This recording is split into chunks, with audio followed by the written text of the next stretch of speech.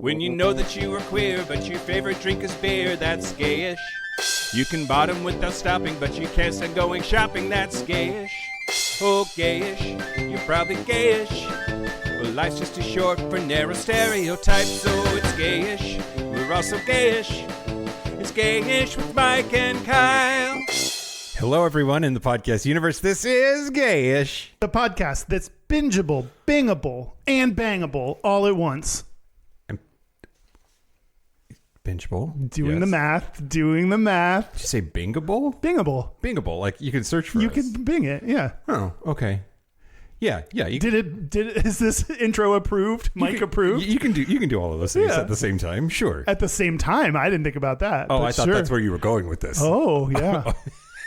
I'm Mike Johnson. I'm Kyle Getz. We're here to bridge the gap between sexuality and actuality. And today, we're going to talk about generation. Talking about my generation. You don't know that song? No. I didn't know that I knew that song either. But it came out of my face, so now you got added to the list. What is it? You have to tell me what it is so I know what to... It's The Who. Okay. No, you totally missed who's on first joke. Because it's so obvious. It's I don't like obvious jokes. Okay, you're the worst. It's just... I'll do all of the obvious jokes then. Okay. We're going to talk about generations, We're Kyle. going to talk about generations, yes. Yep. Why are we doing this? Because I said so. Okay. Fair enough. You get to say so. I wanted to talk about first of all, this all came up in the context of you and I talking about how Gen Z is they're all faggots now or whatever, and that Gen Alpha is maybe even worse, and why is that true? Worse? Well, It's interesting phrasing. In every way.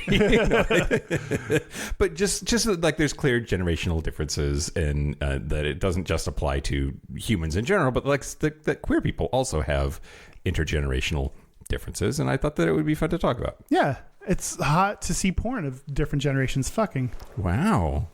Or that's just my bedroom on a Tuesday. That's true. But first, we do have a correction, Kyle. Okay. Everyone shut up. I'm sorry I fucked it up. Oh God. This is one of those corrections that I don't care about. Well, you tell that to them. Okay. Hey, I don't care. This is unimportant to me. They're big mad. Your location is not of interest to me. I received several pieces of feedback, all in the same zone. This one was the nicest. Hey, Mike. In the episode on homelessness, you referred to a city, quote, somewhere in New England, Baltimore. There are 6 states in New England: Connecticut, Massachusetts, Maine, New Hampshire, Rhode Island, and Vermont. New Englanders are very proud to live here and do not appreciate the addition of other states, especially one as far away as Maryland. New England is one of the Census Bureau's 9 official regional regions and is the only one whose name is not based on geography. Proud to be a lifelong New Englander, Robert E. Morehouse. I also do not care. But you read it anyway. It just couldn't go unsaid because there were several people wrote in. Apparently, we struck a nerve that I didn't know there was, nor needed to. I guess. Yeah. Sorry, New England, I fucked up your whatever. And it's not that far away, by the way. I drove from Maryland to Connecticut in one sitting, and it didn't take very long at all. Tiny ass states over there, anyway. Yeah. That's the corrections. Okay, great. And now, the news. Shut your mouth hole, it's time for your ear holes. News. All right, Kyle. Yeah. News the first. Australian pop singer Betty Who sparked... What? I saw something about Betty Who, but didn't read the details, so I'm excited. I just saw the headline of she fucked up, but now I'm excited to actually hear what it is. Oh my God. Sparked significant backlash within the LGBTQ plus community after making controversial comments. I should be clear before I even go into this story, Kyle, that I'm just so annoyed. Okay. In general or at this story? At this story, which highlights something that I'm frustrated about in general. Oh, interesting. Okay. She was on the Made It Out podcast on August the 19th. And in that podcast, she stated it felt, quote, like a crime to be straight in the queer community. And she said that she would, quote, hold space for lesbian artist Renee Rapp if she ended up with a man in 10 years. Now, isn't Renee Rapp a lesbian? Yes. Okay. Yes. Yes. So King Princess responded on TikTok, quote, "We live in a country where our rights are being stripped from us every day, and you think it's important to get on a podcast and talk about how hard it is to be in a heteronormative relationship?" People also said that it was invalidating of her and lesbophobic of her to basically imply that Renee Rapp may just have not met the right man yet. Yeah, it's just a phase. That feels very, it's just a phasey. But that's not what she fucking said. Anyway, okay. Anyway, that's not what she said? Anyway, Betty Who issued a formal apology on August 28th, acknowledging her language, quote, "unintentionally reinforced ideas that were harmful or dismissive, particularly toward the lesbian community." Okay. This is the Kyle, time we should have actually invite her to see if she'll actually come on our podcast. Yeah, let's do it.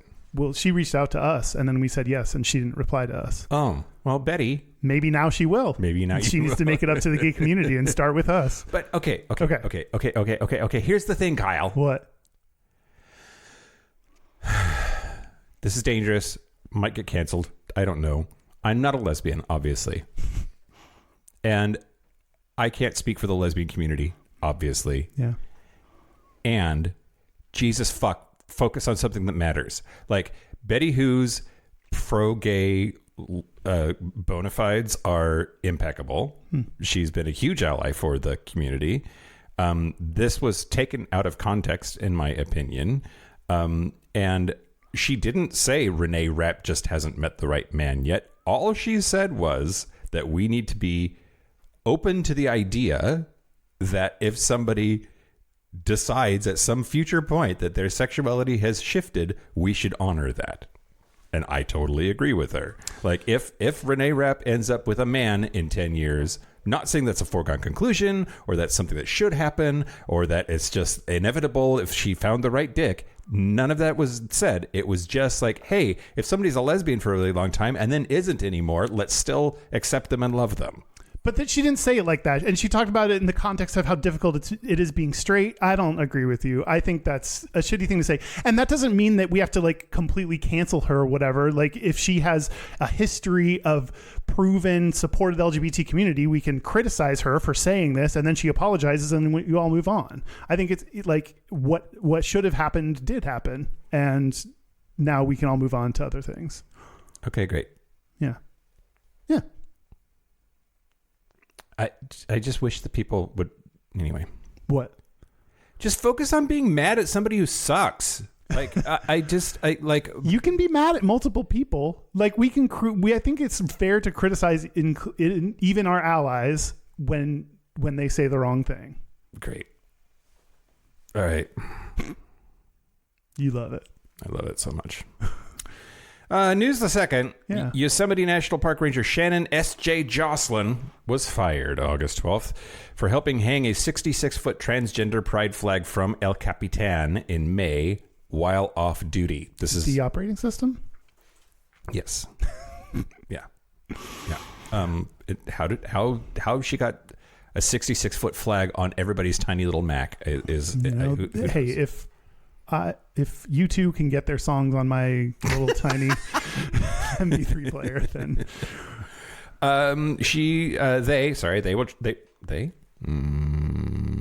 they were terminated for failing to demonstrate acceptable conduct despite the 2-hour display being done in their free time as a private citizen. National Park Service immediately updated the rules to ban large flags, is pursuing criminal charges against other participants. Environmental drag activist Patty Gonya organized action to show, quote, trans people are natural and trans people are loved. But yeah, so they did this while they were off duty in their free time as a private citizen and didn't destroy anything. It's just a free speech issue and apparently just saying that trans people are natural and loved is enough to get you fired from the Trump administration. And trans people can climb shit. That's impressive. Yeah. You know the gays aren't going to help with that. Nope. That's all you. That's all you. Yeah, I have a problem with people getting trouble at work for things they do in their personal life, and that includes the other way. When conservatives, like that happens to conservatives, I also don't love that. feels like there's a free speech kind of thing going on that I don't like. Yeah, I'm with you. Asterisk. Mm-hmm. Like, I think that there are a lot of like virulent, terrible people who are exercising their free speech, and that's fine. But over and over again in a way that directly butts up against the stated policies of their employer, right? Like if you just say faggots are all going to hell and should burn over and over and over again, and you work for a San Francisco-based tech company like mine, like saying that in a forum that is like less public is fine, but if you go on MSNBC and say that and they put like Salesforce employee so and so, and then you're saying these virulent things, I think that's different. I don't know. I'll have to think about that. All right, I'm not convinced. that's fine. But anyway, they did this on their free time, and it's clearly flags weren't banned before because they had to add a new rule because of this tonight. Right. So it wasn't like they did anything against the rules. Right, exactly right. That sucks. Exactly right. Yep. Hopefully they sue and hopefully they win. Yeah. I'm not going to hold my breath, though, because everything's bad and you should feel bad today. News the last, Kyle? Yeah. Okay, this is great. This is great. This is great. Okay, have you been following this thing in Texas where like they're trying to like redistrict, and they're like forcing the Democrats to like say where they're going, and they're like the police officers are following the Democrats around. So Texas State Representative Venton Jones, who is the Texas House Democratic Caucus whip, is being followed. His every move is being followed as part of this redistricting thing. So he, who is an out gay man, just like decided to go to the gay bar, and he forced all of these like Texas state troopers, who ostensibly are not the kind of people that you would expect at a gay bar, to follow him into a gay bar. But I didn't think about this when I saw this story. I was like, that's awesome. That's hilarious. Good for you. But then you're like bringing in state troopers into a gay bar, which is like maybe not everyone's favorite thing, is these kinds of people in authority. Yeah, I get that. But they're the ones that followed him, right? Like, anyway. So he is one of the few out lawmakers and met with fellow Democratic State Representative Terry Meza at the Rose Room, which is where we did our live show when we were in Dallas. We did our show there. This is according to Cron. I don't know what Cron is. I assume it's Houston like Chronicle, I think. The Houston Chronicle? Sure. The lawmakers were there to meet with the Stonewall Democrats of Dallas, but their attendance meant dragging police escorts into the venue. Anyway, I'm sure it made everybody really uncomfortable. Yeah, including the state troopers. And the hope is that it made them more uncomfortable than it made anyone else. Yeah, I hope so. I hope they got hit on mercilessly. Yeah. And they had to go home and tell their wives how horrible it was. Yeah, me too. Because they loved it. They secretly loved it. They loved it the whole time. Yep. Let me show you my gun. Anyway, okay. That's it. That's the news. That's the news. Speaking of things we love, I want to thank our new Patreon member, Todd Lund. Todd Lund. Yep. Thanks for having an easy name. The boat Lunds, probably. What? There's a brand of boat called Lund. My dad's obsessed with it. That's my straightest of the week. Yeah, for sure. If you want ad-free episodes a day early, if you want to use Mike's hole. Use my hole. If you want to get discounts on the merch store, and if you want to support the show, go to patreon.com/gayish podcast. If you want to get into heaven, give us money. Wow. We're sainted now. That's true. And that's a pretty cheap, if you think about it, that's a pretty cheap way to get into heaven. Yeah. You don't have to repent. Yeah. You don't have $5 a month. $5 a month. You can do whatever you want. And we'll forgive you. We'll bless you. Yeah. And you'll make it into heaven. For sure. Great. Do you want to talk about generations? Let's talk about generations, Kyle. I've got that fucking song stuck in my head. Okay, let's talk about generations. Okay, let's do it. We're going to talk about like which generations mean what here in just a little bit, but I want to talk to you about the history of generations, and I think that there's an interesting thing to consider. Okay, that's a gay thing, sort of. I love considering gay things. Right? Yeah. Yes. So The theory of generations, which is the backbone or the foundation of what we consider to be like our modern concept of like generations that have boundaries and have a name. They really should be called cohorts instead of generations, but like whatever. Why? Because first, they're not exactly like generational in a way. Like we sort of skip them. Like the children of baby boomers are millennials for the most part. The children of Gen Xers are Gen Z. They're every other, as opposed to like if it were generational, then you would expect each generation's parents to be the generation that were before. Got it. But also like it's not as cut and dry as that either, right? Like these things are messy. Humans are messy. I'm going to talk more about like my family and why we're a broken home because of it. Anyway, hi, Ma Johnson. The theory of generations was posed by Karl Mannheim. There was a dude that did it, and it was in his 1928 essay Das Problem der Generationen. My German is terrible. It was translated into English in 1952 as The Problem of Generations. And my German is terrible too. I did pick up on that, what that meant though. Das Problem der Generationen. Generationen. Oh, you circled back to it. Anyway. Okay, so according to Mannheim, everybody is influenced by the socio-historical environment that they are raised in, that their youth gives them a shared experience with other people that live through the same things that shape as a whole that group of people. And now what I think is particularly interesting about him, though, and the time that he was writing this, is that was all during the Weimar Republic of Germany. And have I talked to you about the Weimar Republic? You're shaking your head yes, as if the answer is yes. The answer is yes. Then yes. Okay. I will say yes. What do you remember about it, Kyle? Oh boy. What do I remember about it is one of the biggest questions that I fear in life. What do you remember is just always nothing. Yeah. Nothing. I remember nothing. Well, okay. Well, so the Weimar Republic is basically when the Nazis came to power and started Nazi Germany. That is the government that they took over. The Weimar Republic was the German state from 1918 to 1933. Now, what's interesting about the Weimar Republic is the first like homosexual rights movement came out of the Weimar Republic. Like this was despite being on the heels of Nazism, queer people were like fairly well accepted. There was the name like Magnus Hirschfeld. We talked about this in the book actually, who came up with the word homosexual.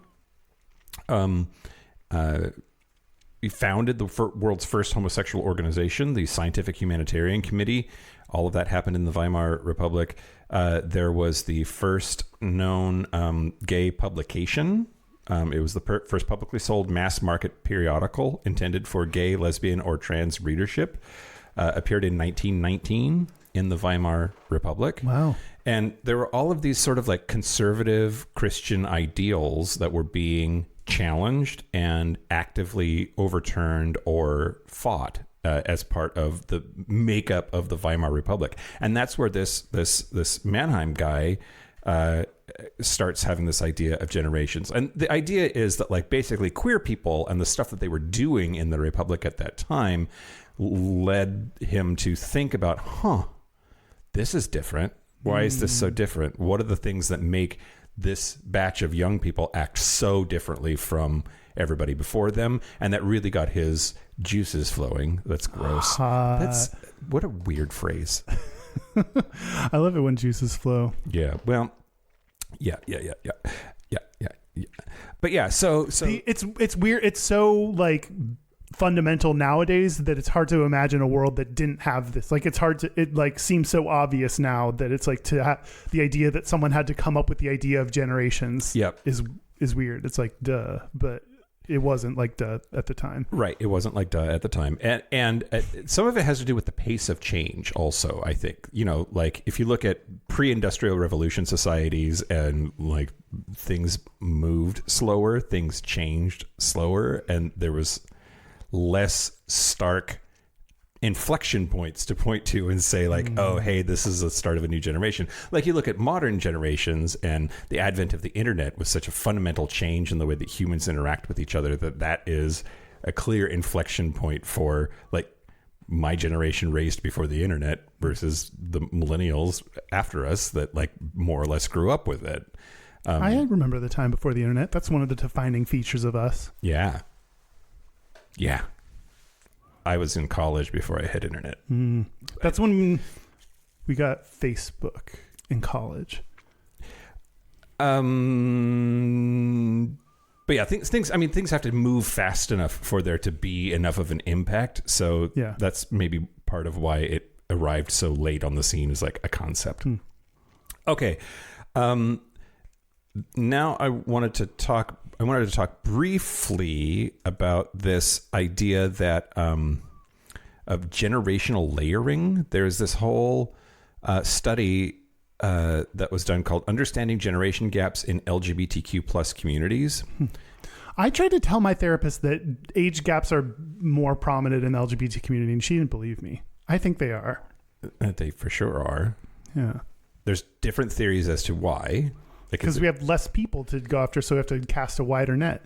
It could be that's one. It's definitely it. Potentially. Definitely. This might be another one though. Oh.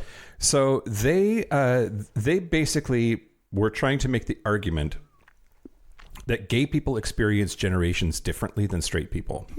And the idea is basically that gay people have this delayed arrested development between when they come of age and the way. Let me back up. Basically, generational layering is that gay people, unlike straight people, identify with both their birth generation and the generation that they come out of the closet. That they have like a renaissance, a new adolescence once they come out, because they're like a little baby gay now, no matter what age they are. Right. That there's you're born twice as a gay person, and that impacts your relationship with your generation. Yeah. Should we do a birthing ceremony? Like we'll pretend to come out of a vagina when we come out. I think that would be great. Yeah. Yeah. We call it the rebirth or something. Yeah. And then we'll just make that a trend. Yeah. New trend. Faux birthing of gay people once they come out. I think that'd be lovely. Yeah. You cover yourself in goop. Yeah. Well, yeah, absolutely. Like we need a vat of lube. Oh, okay. Oh, I got one. I got one at home. That's perfect. I've been waiting to use my vat of lube on something productive. I'm here for it. We can get a hot nurse. Oh, sexy nurse. A male nurse. A sexy male nurse. Nothing but a jockstrap and gloves. Yeah. Gloves, because we want it to be sanitary. One of the explanations for maybe why age gaps are more accepted in the gay community, it might have to do with this. It's not just that there's a limited population, but also like if you come out at 30 and like I did hypothetically, that you now suddenly have a bunch of things in common with a generation that's behind you culturally, and that might make it easier or more acceptable or more likely that you will be in an intergenerational relationship. Because you can relate more to them. Right. Yeah. Yep. Anyway, I just thought that was really interesting, this idea that like gay people get two generations because the coming out process like lets you belong to the next one. Yeah, we get two generations and crippling depression. Right. You know, it adds up. It's the circle of life. Okay, let's talk about the actual like generations themselves. Okay. So we're going to outline those a little bit. Let's go backwards. Maybe. Okay. Should I do my quotes while you talk about the generations? Ooh, that's great. It's like we planned it. Yeah. Great. So the current generation, babies being born today, are Gen Alpha. Yes. And Gen Alpha is anyone born after 2013. And I don't have a quote for Gen Alpha because when you search for quotes for Gen Alpha, it only gives you slang. So I'm going to talk about Gen Alpha slang on the Patreon bonus segment. Thank God, it makes no sense at all.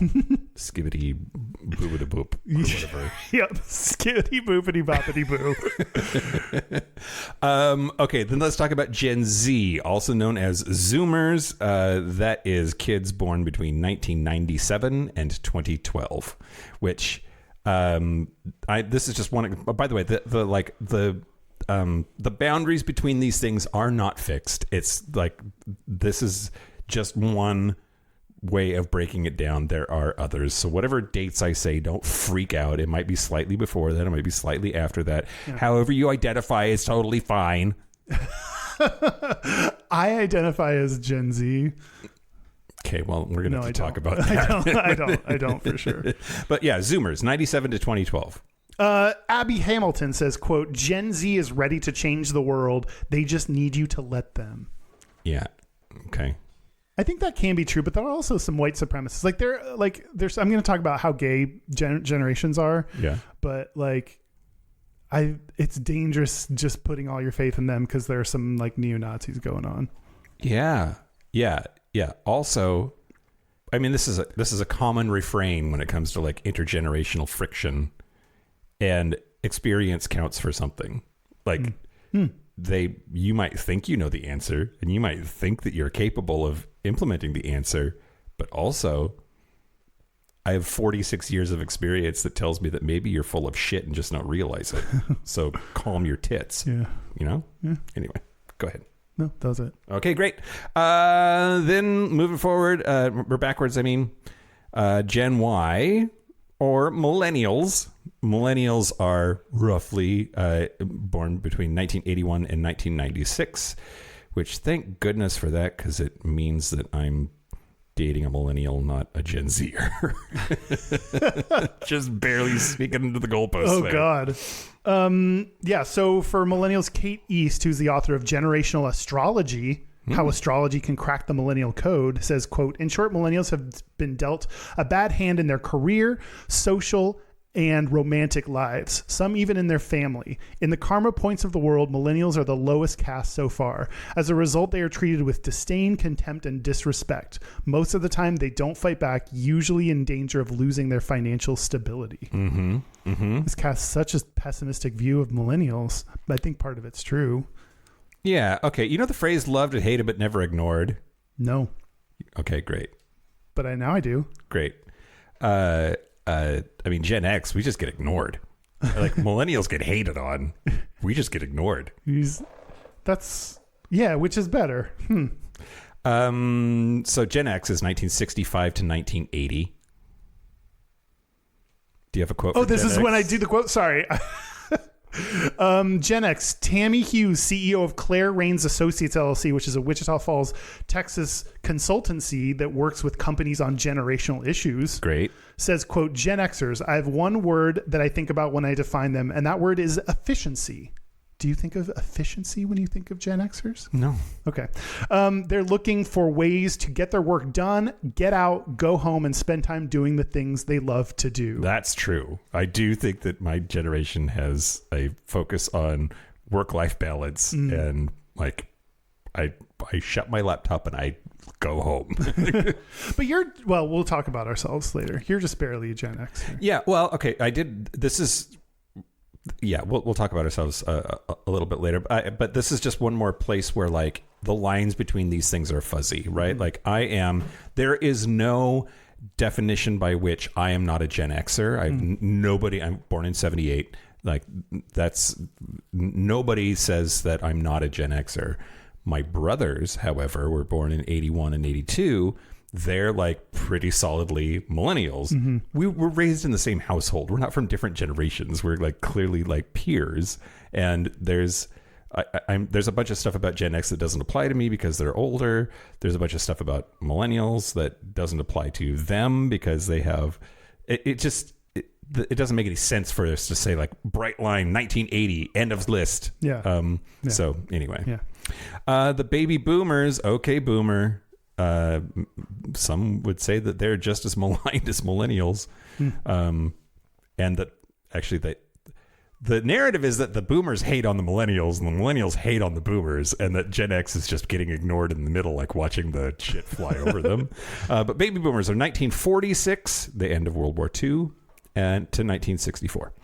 Steve Bannon, Fuck that guy. who himself is a baby boomer, says, quote, the baby boomers are the most spoiled, most self-centered, most narcissistic generation the country's ever produced. Wow, I agree with Steve Bannon. Wow, you and Steve Bannon, you're like two peas in a pod, just BFF. Yeah, we're basically the same. Kind of the same person. Oh my god. Yeah. Oh my god. Okay, that's really interesting though. Yeah. It's really, really interesting. And I don't know if I don't think I disagree. Okay. I think every generation is uniquely self-absorbed and uniquely narcissistic, and they just have different ways of expressing it. And baby boomers have all of the power and all of the money right now, and have for a while. So you makes sense you criticize the people that have the money and the power because they're not, especially when they're not using it to like fix the problems of the world. Right. Exactly right.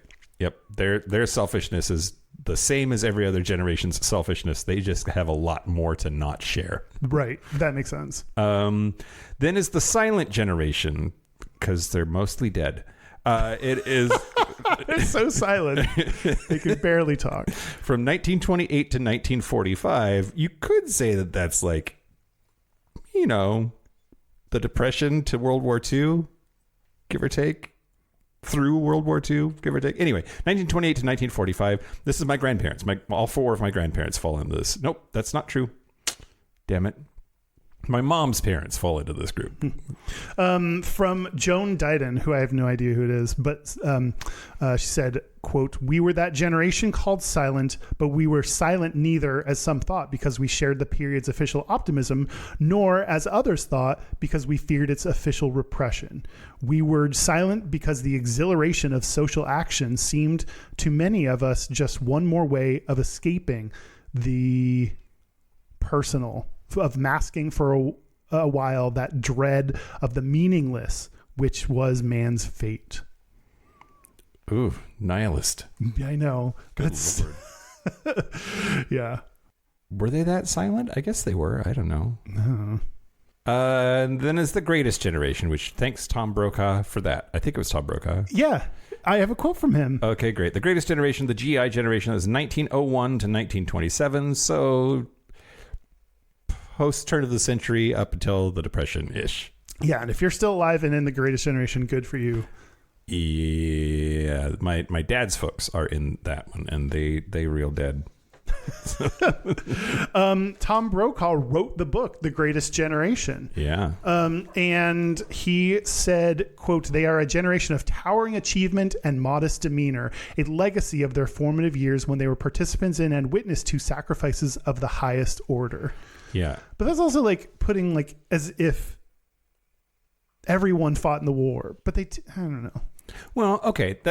This is part of generational theory, though, is that not everyone has to do all of the things for it to still have a tremendous impact on the zeitgeist of the generation. And you know, they saw at the earliest, McKinley got shot, and then they had to like see and live through the Hoover and the Depression and World War I. Before that, like there was just all of this tragedy, and they still were like building buildings and highways and electricity and like just this crazy list of huge changes that happened that they persevered through all of this tragedy layered on top of it. I think, I don't know. I don't want to. I mean, they're all dead, so it doesn't matter. But like, I don't want to overstate what they did. But like, I think that the argument could be made that they're like super resilient. Also, greatest though. That's just like don't call anybody greatest. Yeah, that's a lot. That's putting a lot on them. I guarantee some of them were not so great, you know? Yeah. Oh, for sure. I mean, after a certain point, everyone like older than a certain age is racist. So. And then the first generation, again, because this Mannheim guy started the whole thing, and the oldest generation at the time that he was like doing this was the lost generation, 1883 to 1900. I don't know why they're lost. I don't have a quote for them. Maybe they knew. But that's really considered to be like the beginning of at least our modern concept of generations. And the lost generation, that's like what, 1883 to 1900. That's like, it's after the Civil War, the Gilded Age, I suppose, and up through the turn of the century. Sounds like a new Jurassic Park movie. Jurassic Park, The Lost Generation. Yeah, I guess we did it. I don't know. Okay. Do you want to talk about ourselves, or is that later? No. Well, I want to talk about Gayda. Let's talk about Gayda then. I only have a little bit of Gayda.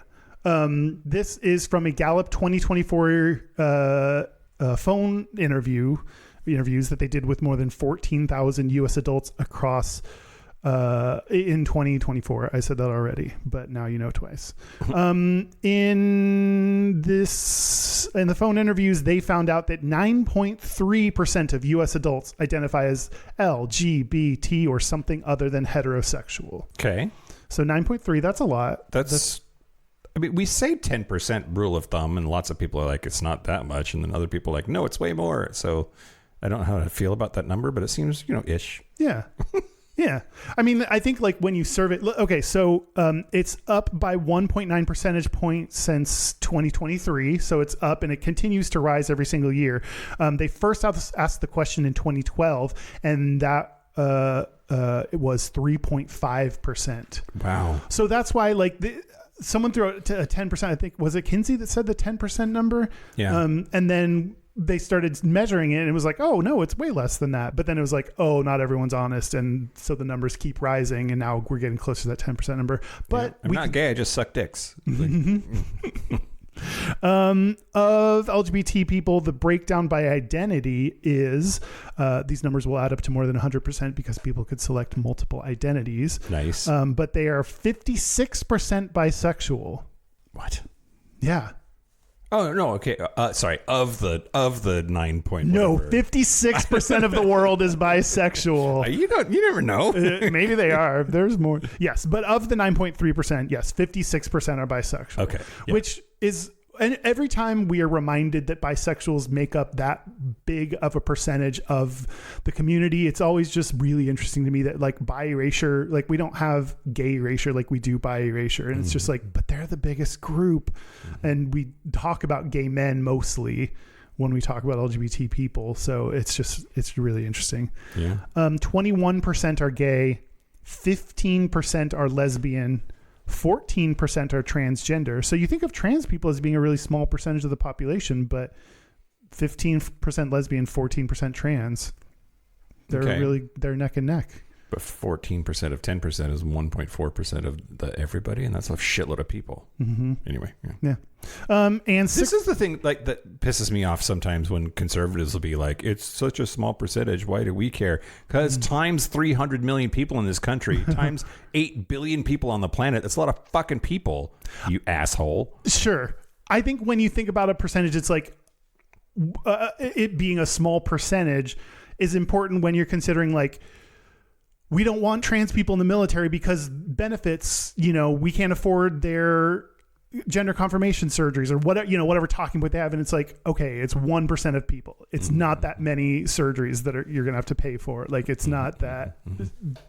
I think that's when it's helpful to remember how small the percentage is. But yes, there's a lot of humans. It's saying that it's negligible is like, as a, like, we don't need to care about them. Right. Yeah, that's bad. We should care. You should care. We all care. 6% were something else, such as pansexual, asexual, or queer. Okay. But let's get to the main datums. Let's get to it. By generation. The silent generation is what percent LGBT or something else? They're all dead. Okay, so 0.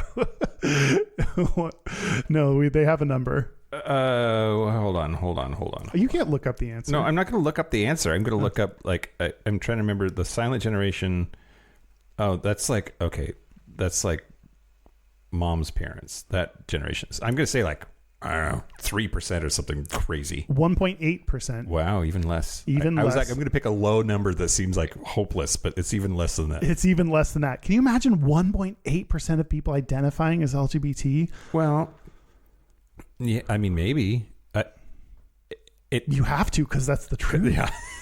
I'm going to force you to. I mean, in my head, we have the 60s to thank for a lot of this stuff. That, like, the sexual revolution let us start talking about what we're into and what we're not in a, like, free love, and that whole movement made it, like, slightly more socially acceptable to explore these things. And so I, like, before the 60s, everything was in black and white, and you had to figure out, like, you know, what's this going to look like when they add color? Like, but like before the 60s, everybody was just like white picket fence, man and woman, 2 kids. That's like the only formula that was acceptable, and everything else was just ridiculous, out of bounds. And that the 60s changed it. Yeah. When do we see the numbers start to grow? Well, baby boomers are 3%. Yeah. Okay, so boomers. Still pretty low, pretty not gay. Gen X, your generation, is 5.1%. Yeah, okay. Getting there. We're starting to, it's like a train, like it takes a while for it to take off. But once it gets going, yeah, then it really gets going, because millennials are 14.2%. Wow. Gay. Very gay. That's almost 3 times as much as Gen X. Yeah. So I can't imagine being one of those early people in those early generations to come out. I'm very lucky in when I was born that it wasn't totally acceptable, had a lot of challenges, but also like people had done it before, so I knew it was a thing. But also Queer as Folk was on TV. Queer as Folk was on TV, and that certainly helped and didn't fuck me up either. Gen Z is what percentage gay? 38%. Okay, a little aggressive. A little aggressive. It's 23.1%. They're so queer. Yeah, almost a quarter. Oh my God. I don't. Okay. Well, okay. Go ahead. So that's all the gay. Why? Why, Kyle? Because natural. I think it's because the glitter in the water. It's transing the fish. It's transing the fish and for it's sure. Making all of the kids queer. I didn't write it down, but I'm pretty sure bisexual women are amongst the greatest increases of LGBT people. So I think it's bi women that are the cause of this.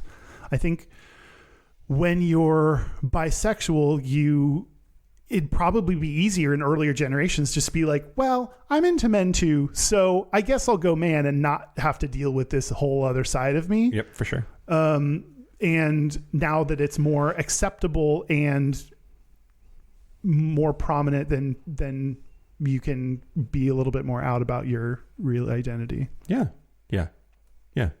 Maybe. I agree with that. Okay. I don't want to use the word easy because that's dismissive, but it is maybe convenient to just conform if you have the capability of doing so. Yeah. And bisexual people do. Yeah, they can. Yeah.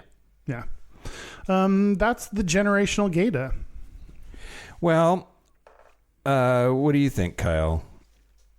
Are we just going to have to start really, really building a whole bunch of like queer ass retirement homes? Well, yeah, I think they started because we had on that Queer Elder episode. It was like Seattle or Washington or something's first LGBT retirement home that they were building. So yeah, I think so. And when I retire, and which is never going to happen because millennials will never be able to retire. Then I want to go into an LGBT retirement home. I can't imagine going somewhere straight. Ugh. Yeah. Ugh. Indeed. Any retirement home is a gay retirement home if you bring enough gay retirees. It's true. I'm going to have to Golden Girls it up, like bring enough gays. Let's do that, Kyle. Okay. Let's do that. Okay. Or we could just turn this house into a compound, a gay-ass compound. I love that. Yeah. Okay, we have to talk about this really sad but true thing. Okay. That basically there's an entire generation of gay men that isn't there. Yeah. So one person said that the reason that millennials joke about being a gay elder at 30 is because that's actually historically kind of a milestone that matters. Wow, that's so depressing. Yeah. There's also the concept, non-gay specific, but like just elder millennials is a phrase that I heard a couple years ago and like now identify as like in the span of, I work with some early 30s coworkers that are also millennials, but like we feel so far apart. I mean, we're 8 years apart, 9 years apart. Have you heard of exennials? Yes. Yeah, like I think you might be too young to be in that, but it's also called the Oregon Trail generation. I played Oregon Trail. Maybe I am part of it. And that's sort of the easy litmus test of like, do you belong there or not? But it's the overlap between Gen X and millennials. And it's for sure me. Like older Gen Xers probably didn't have a computer in their home, but we did. Yeah. Are always like, from fairly young. We had a Texas Instruments computer when I was like, I don't know, 4 or 5 years old, like super, super young. And that late young Gen Xers compared to elder Gen Xers, that's sort of the thing. So the Oregon Trail thing is alluding to that. Yeah. Anyway, by 1995, 1 in 9 gay men had been diagnosed with AIDS. 1 in 15 had died.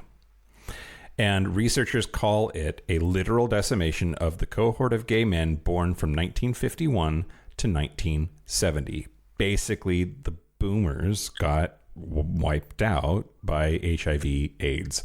And the ones... Go ahead. I wonder if that's why they're so shitty nowadays, because all the gay ones, the cool ones, died. Yeah, that's probably true. And it's also worth noting, though, that like... It also, generationally, the ones that survived had this tremendous anxiety about their health, tremendous tragedy and emotional devastation from their friends fucking dying. And that, like, as a group, had these huge impacts beyond just did they survive or not, right? I think that we forget about generational trauma like when we talk about this group of people. Like, why are they missing? A lot of them checked out of the gay community not because they died, but because they needed to preserve their safety, to like deal with the anxiety of being out and gay and in the community. But in San Francisco, all deaths among men aged 25 to 44, AIDS was 61% of those deaths. Wow. Regardless of straight or gay. 61% of all deaths among men aged 25 to 44 in 1990 were HIV/AIDS. And so today's research shows that gay men describing their cities as virtual ghost towns, and younger generations struggle to navigate life without the guidance of elders who should have been there. And I don't know, have you experienced this? Like I've been thinking to myself, when I go out now, I am often like, I think I am the oldest person in the room. Or that there's like just a handful of us that look like we have enough gray hair to be the age that we are. And I don't remember there being that many when I first came out. And I came out at 30. It was 2008. And it did seem like there was like, you know, older gays would stand out. You would like notice them because they were a rarity. Does that match your... Yes, but I think the bars that I went to were more younger bars. Like I used to go to Purr, I used to go to Neighbors, like places where younger people are more the norm. So I wonder also if my taste in places to go out has evolved. Oh, Neighbors, where they would get everybody super fucked up, and then at 2 a.m. they would take everybody's drink and they would unleash the 18-year-olds. 18 to 20 were allowed in at 2 a.m. Oh my God. Yeah, which is wild. Just wild. Yeah. Let's see. So Dana Rosenfeld did a bunch of research about multiple loss syndrome. This is what I was talking about a little bit before about like the generational trauma here. The psychological trauma of losing entire social networks, with survivors describing cities as becoming virtual ghost towns during the epidemic's peak. Gen X gay men like myself describe being premature elders due to missing mentorship. One said, quote, "I'm the generation immediately following the missing generation of gay men who would have been my mentors and friends." And Leslie Jordan talked a lot about this before he died.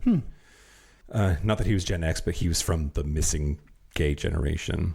Anyway, I just wanted to point out that when we look at the differences between gay people and straight people and generational influences, that we have HIV/AIDS as a big like thing that's a differentiator between our experiences. Yeah. And yeah, That's rough.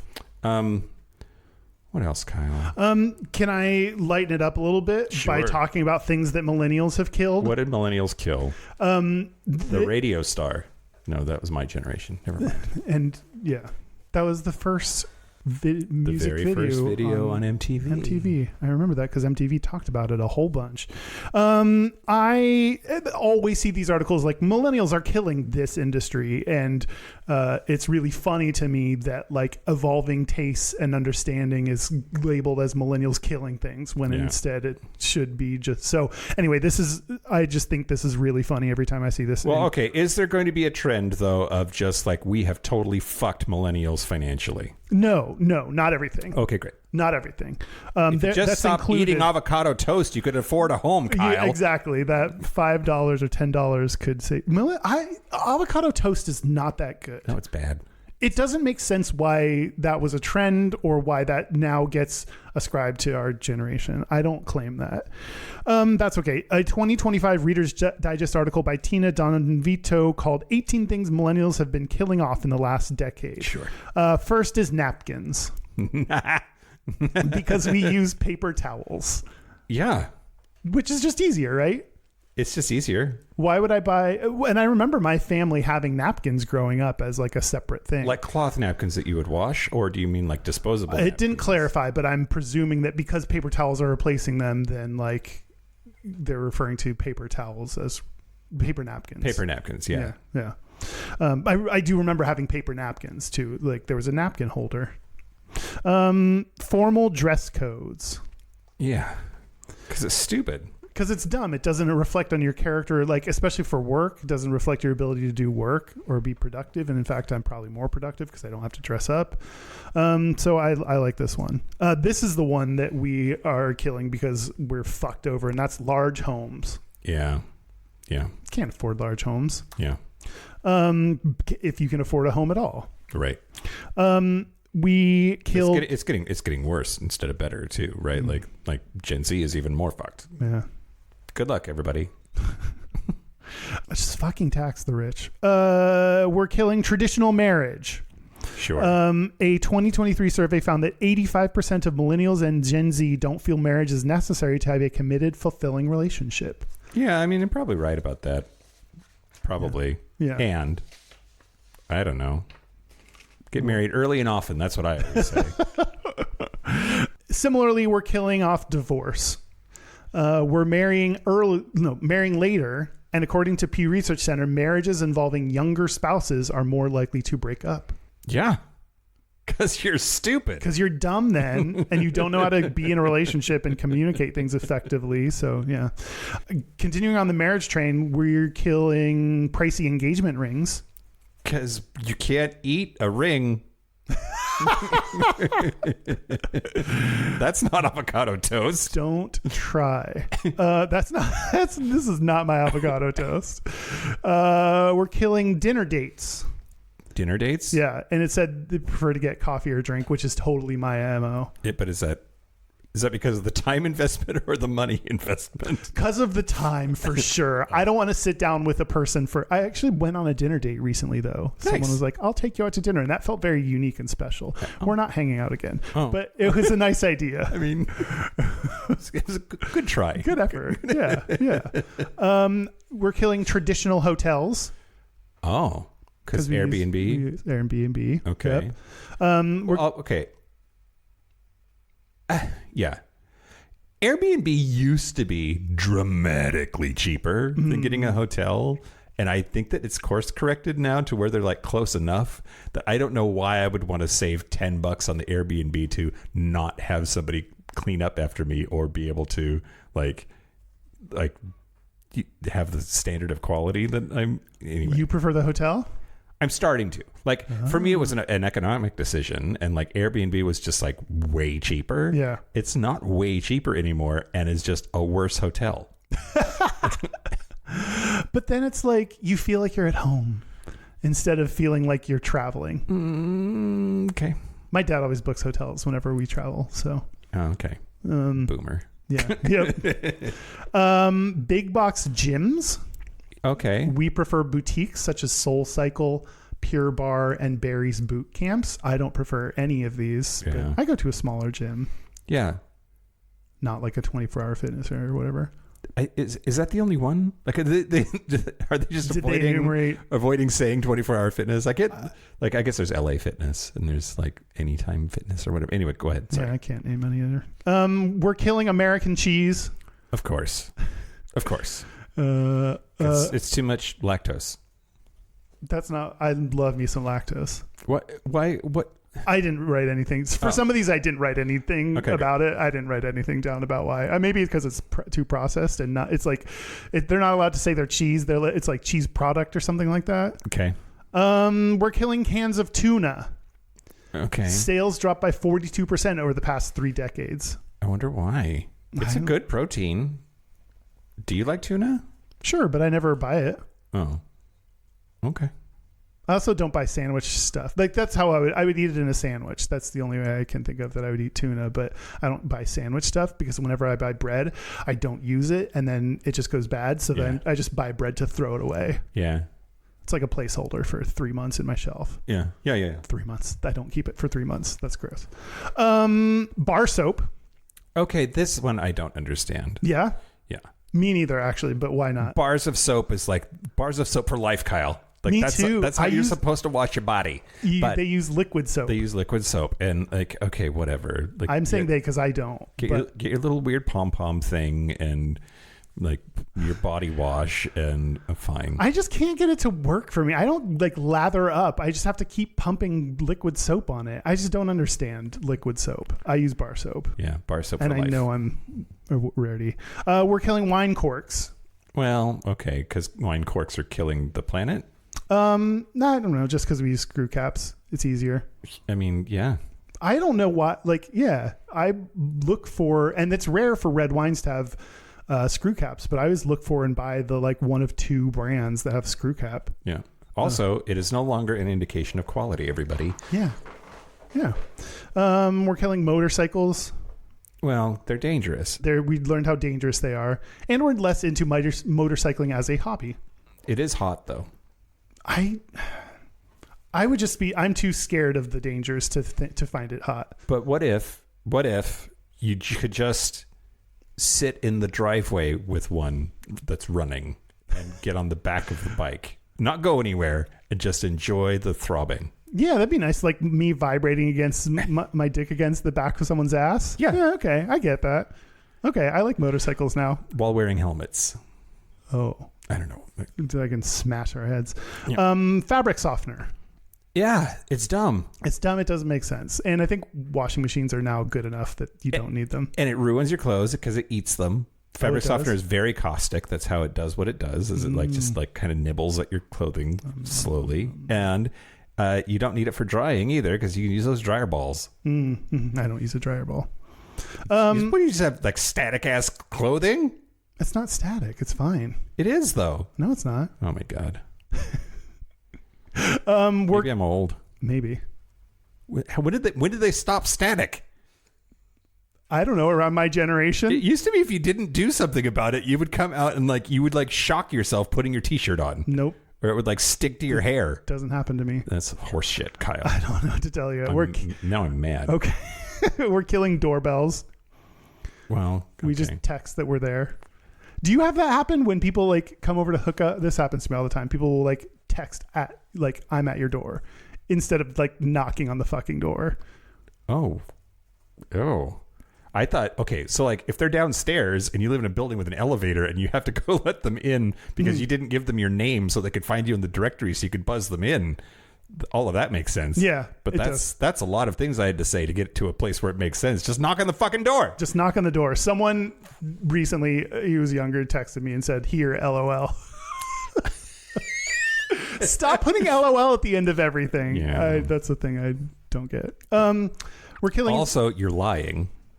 You're not laughing out loud. I would hear you if you're here and you were LOLing and you're laughing. I would have heard you. That would have been so creepy though. Please don't stand at my door and laugh out loud. and text LOL. And text LOL. While I'm laughing. Yeah. That's uncomfortable. Great. We're killing razors.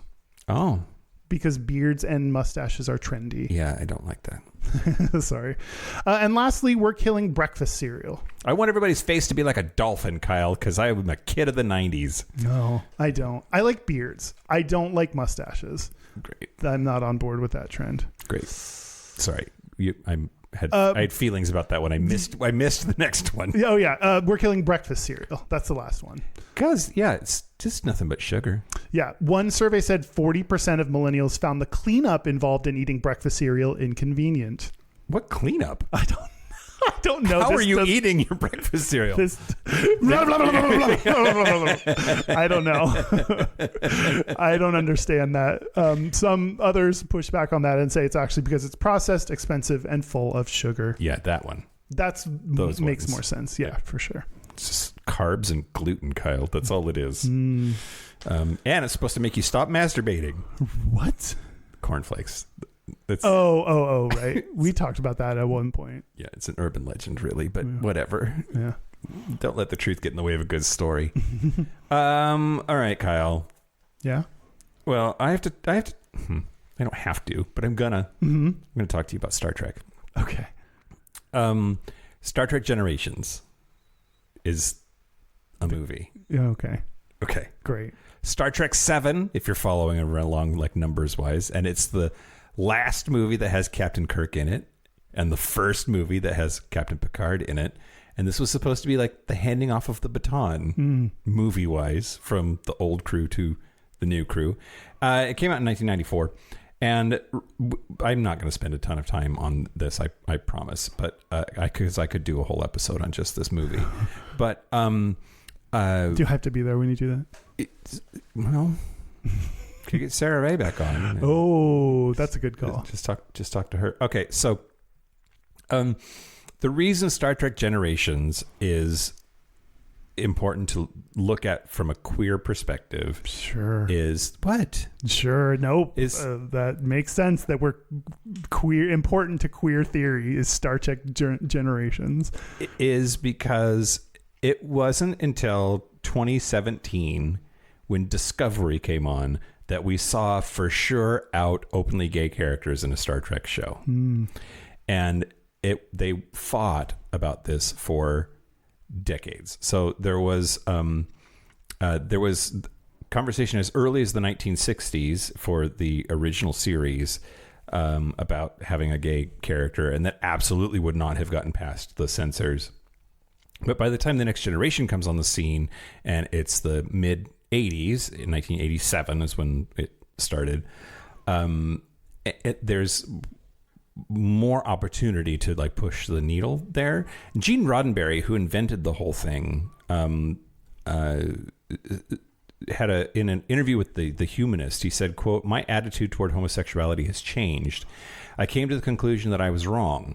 I was never someone who hunted down fags, as we used to call them, on the street. I would sometimes say something anti-homosexual off the top of my head because it was thought, in those days, to be funny. I never really deeply believed those comments, but I gave the impression of being thoughtless in these areas.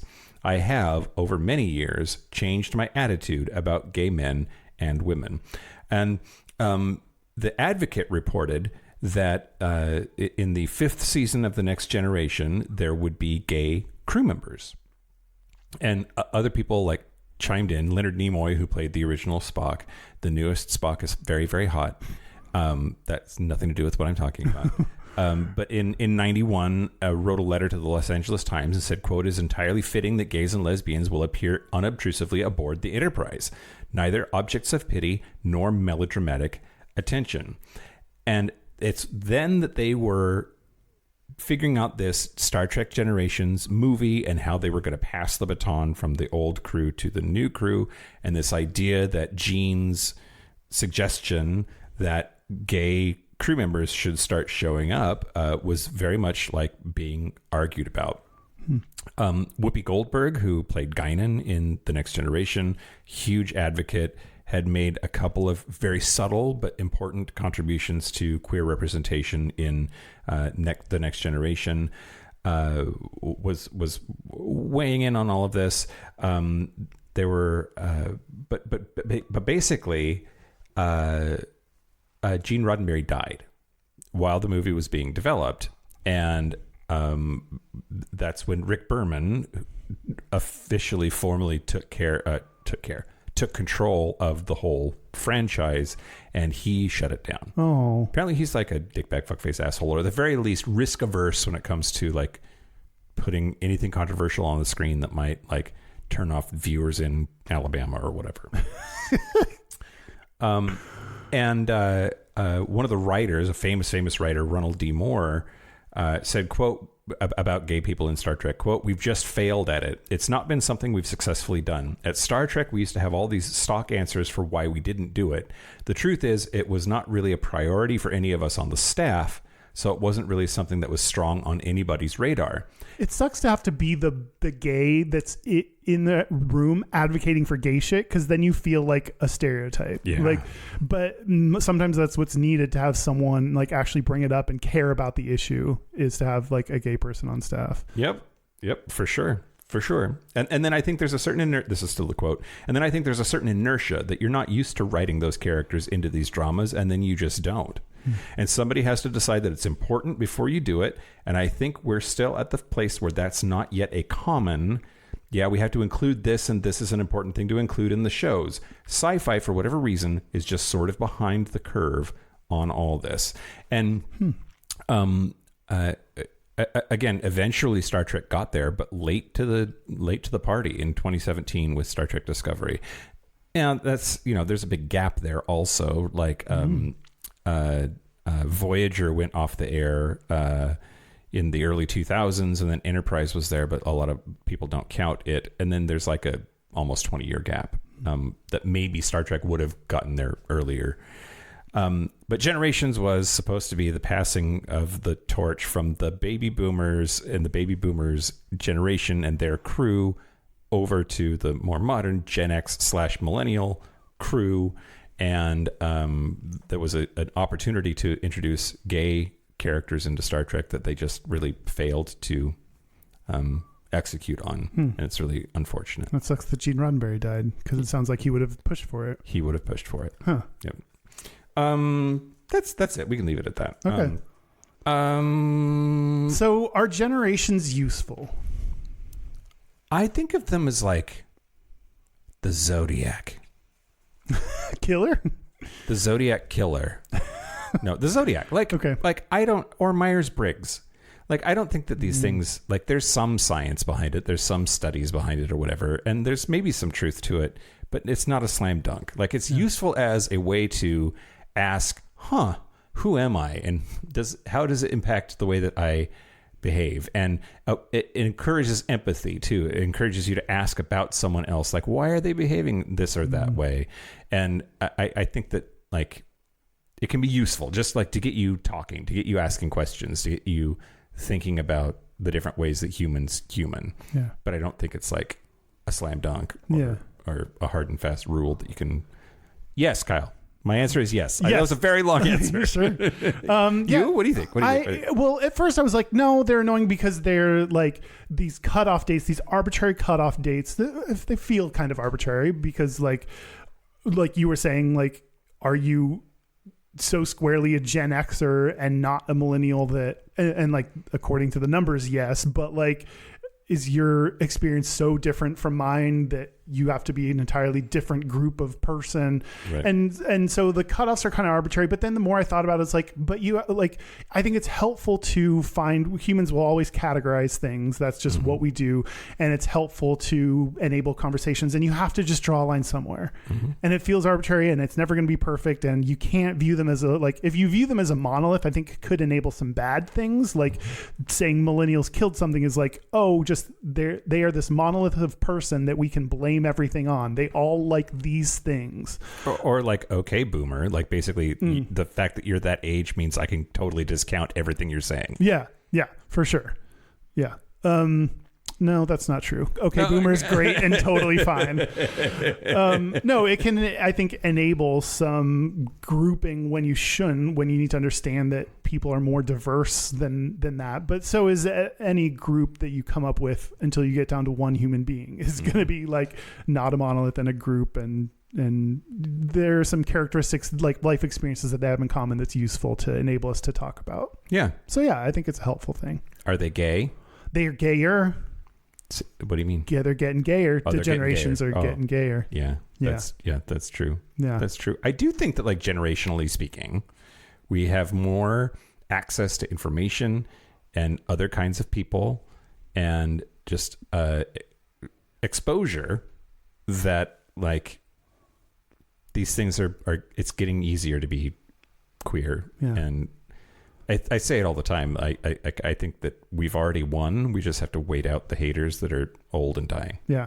Yeah. And we have the earlier generations of people, like, to be that 1.8% of people that are out in the earlier generations. Like, that took a lot of courage that I don't know we always give people credit for. I think sometimes we were talking about, like, going out to the bar and seeing, like, you know, the ages of people there. There's a stereotype of, like, the old gay dude at the bar that's drinking alone and then kind of like creepy. There's always negative associations with that. But, like, I want to be him at the go-go bar. That's my plan. That's the goal.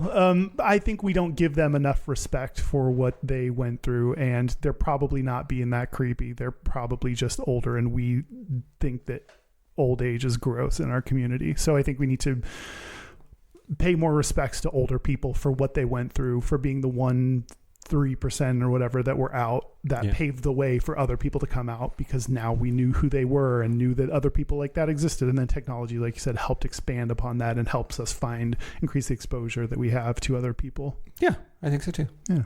We did it. We did it. We talked about generations. We did. I hope it was useful. I hope you loved it. I hope you sign up for Patreon because you're so excited about it that you want to hear us talk about Gen Alpha slang. Should we take a break? Yeah, let's take a break. Let's take a break for a whole generation. This is the part where Mike and Kyle take a break. Are we back? We're back. We're back. We're going to do our Gayest and Straightest. We're going to do our Gayest and Straightest, but first, local gay bar review. Okay, I'm going to talk to you about Jacques Cabaret in Boston, Massachusetts. Wow. Here's what I wrote. I love the bartender. He's about 140 years old. He was, too. The Pokemon drag show was interesting. What? Yeah. Wow, poor Derek not being there. Steep cover, but hey, shit happens. Cool old divey space. Love the honesty of it all. This place knows what it is. The bartender just said to somebody, "I'm not switching, honey. I'm staying gay."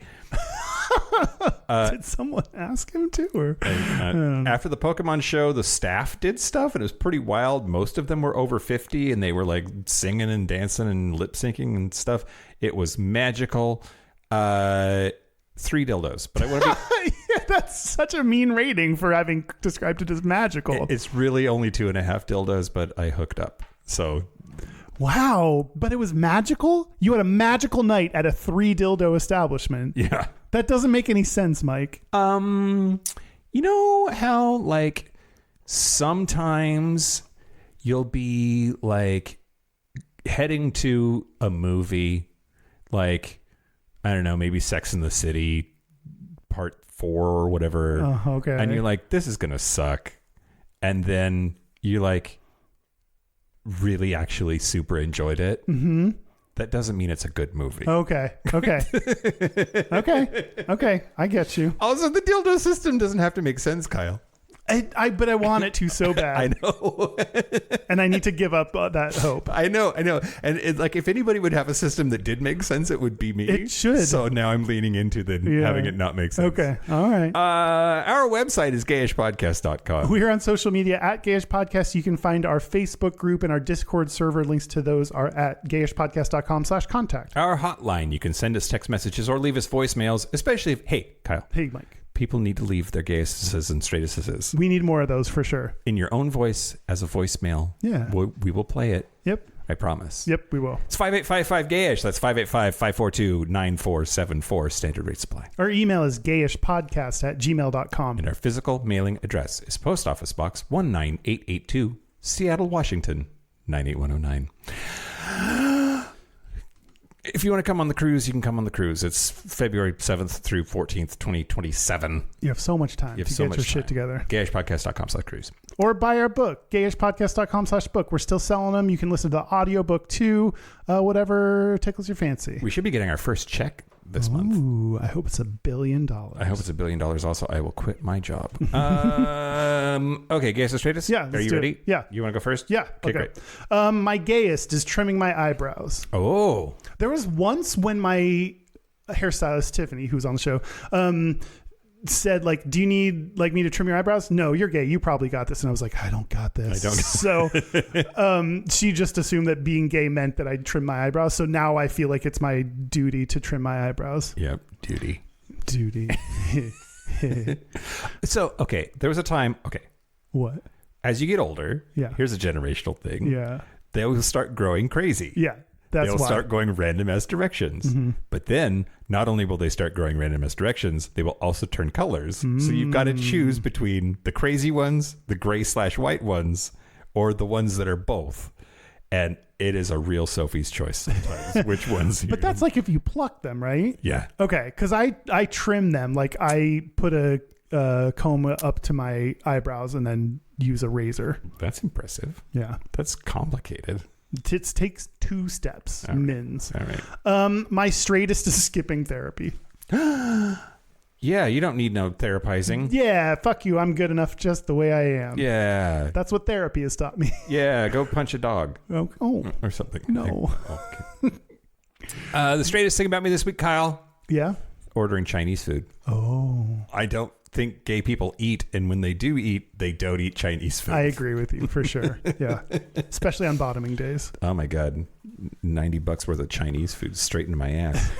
And then the gayest thing about me this week is I had a happy hour with coworkers last week, and I had the opportunity to explain to a straight dude that there's not just one gender confirmation surgery. He was like, when they have the surgery, this or that, and this or that, when they have the surgery, I'm like, listen, okay, dude, it's not just a surgery. Mm-hmm. There's many different kinds of surgery.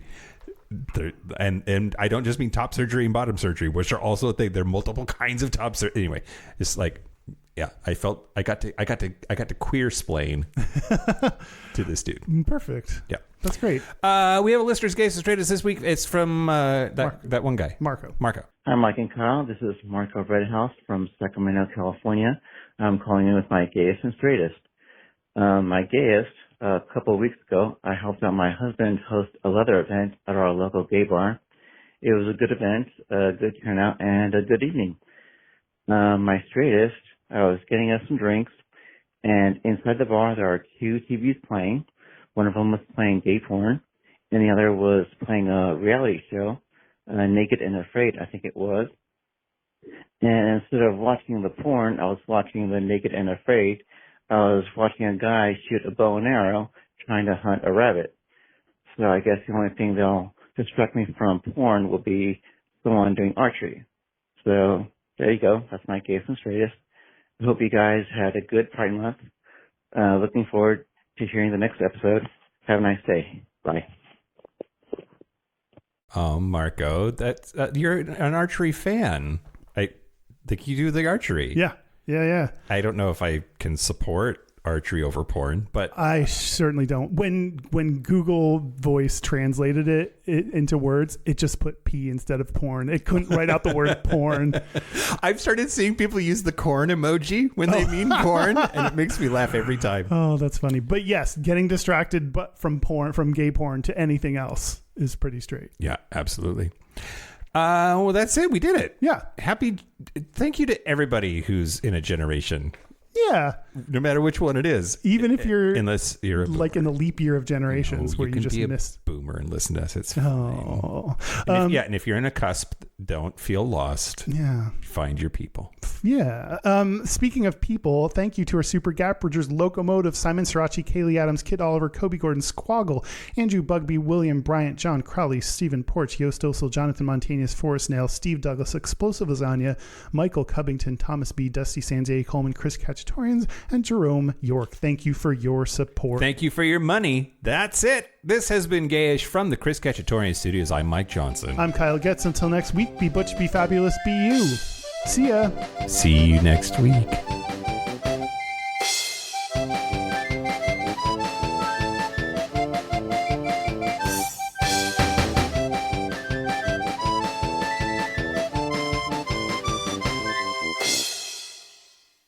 Ba-da-ba-ba-da-ba. We did it.